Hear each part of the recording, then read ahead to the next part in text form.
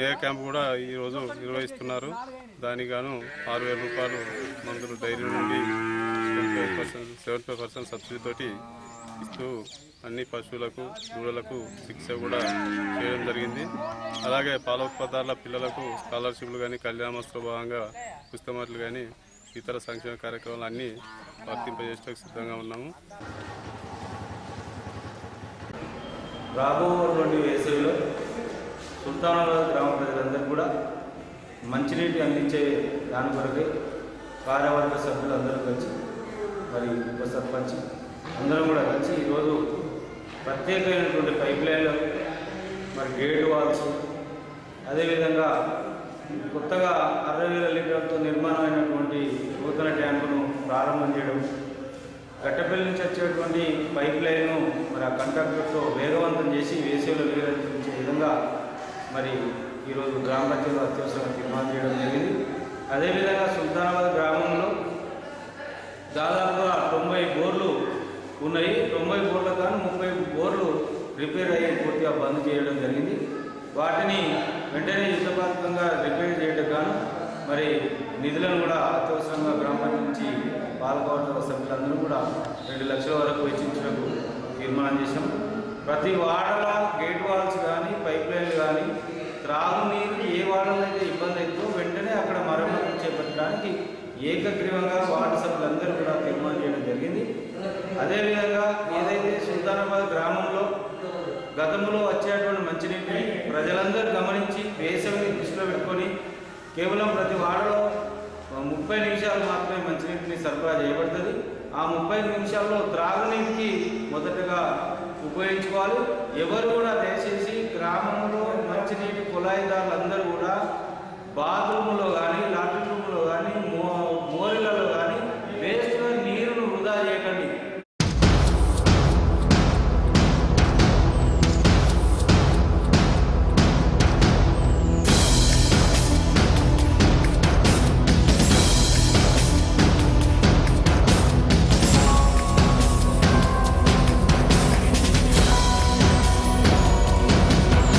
మొక్కజొన్న ఎక్కువ సాగు అయింది కాబట్టి మేమందరం ఇప్పుడే చర్చిస్తూ ఉంటాం. వరి కొనుగోలు కేంద్రాలు ఏ విధంగానైతే ఏర్పాటు చేశామో కేవలం మార్కెట్ కానీ ఒక DCMSతో ఈసారి పండే అంటే దిగుబడి ఏదైతే మొక్కల దిగుబడి ఇప్పుడు మనం చూస్తూ ఉంటే ఏదైతే వస్తుందో అది వాళ్ళతోని కాదు కాబట్టి సంఘాలను కూడా దీంట్లో భాగస్వాములు చేసి రైతాంగానికి అండగా నిలబడి మంచి మద్దతు ధర వచ్చడానికి సపోర్ట్ ఇప్పించడానికి మన ప్రయత్నం ఉండాలి అని ఇప్పుడే మా అధ్యక్ష సోదరులతో మేము చర్చ చేయడం జరిగింది.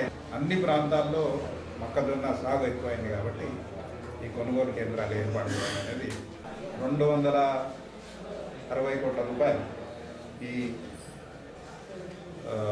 సీజన్లో పంట రుణాలు ఇవ్వడం జరిగింది. అయితే తిరిగి ఇంకా మంచి సర్వీసెస్ ఇవ్వాలంటే ఇచ్చిన రుణాలను కూడా తిరిగి వసూలు చేసుకునే ప్రక్రియలో కూడా రైతాంగం మాకు సహకరించాలి. ఇదివరకు లాగా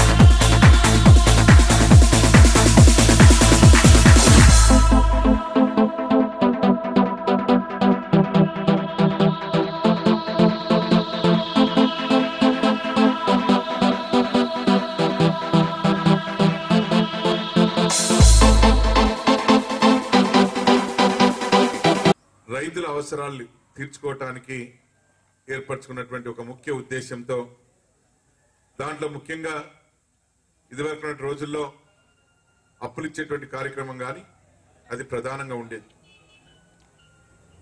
ఎందుకంటే గ్రామీణ ప్రాంతాల్లో ఏ చిన్న పని పడినా, ఏ వ్యవసాయ పని చేసుకోవాలన్నా ఎవరో మధ్యవర్తి దగ్గరికి వెళ్ళావు, లేకపోతే ఎక్కడ. రవీంద్రరావు గారు వచ్చిన తర్వాత ఈ సంఘాలన్నీ కూడా మరింత ఆలోచనతో కేవలం అప్పులిచ్చే కార్యక్రమం కాదు, అప్పులు వసూలు చేసే కార్యక్రమం కాదు, ఇంకను కూడా మరి ఇతరత్ర కార్యక్రమాల్లో పాల్గొనడం జరుగుతూ ఉంది.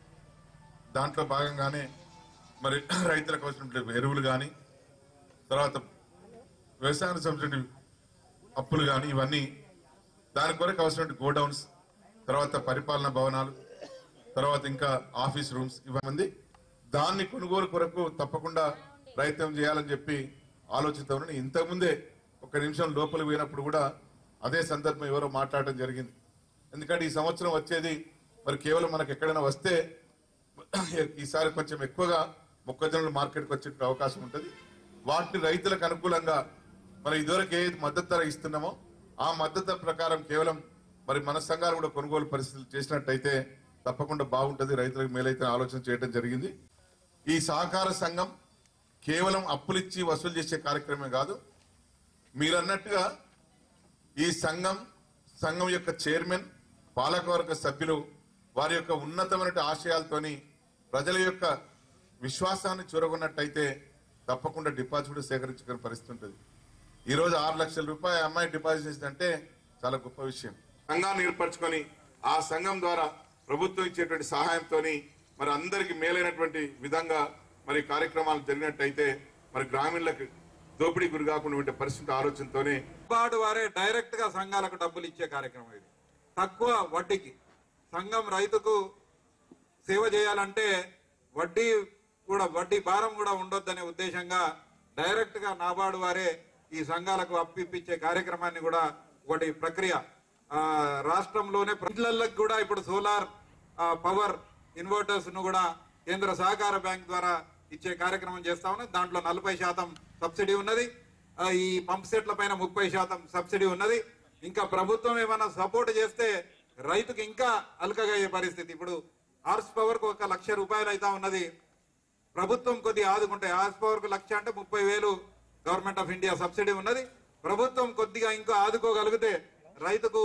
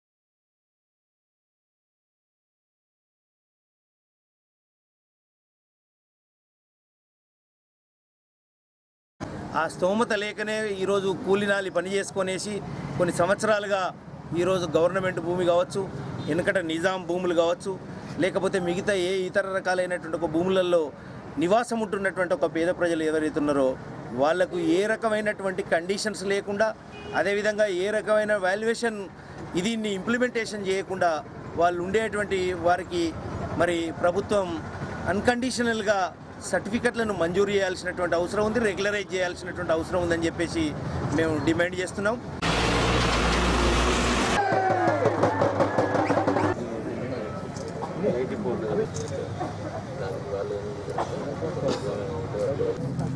ఇప్పుడు ఏమంటారంటే నా దగ్గర రాలే వాళ్ళు మాట్లాడలేదని చెప్పి మా మమ్మల్ని బాగా సరే తర్వాత కూడా పోయినాం అట్లా అంటే రెస్పాన్స్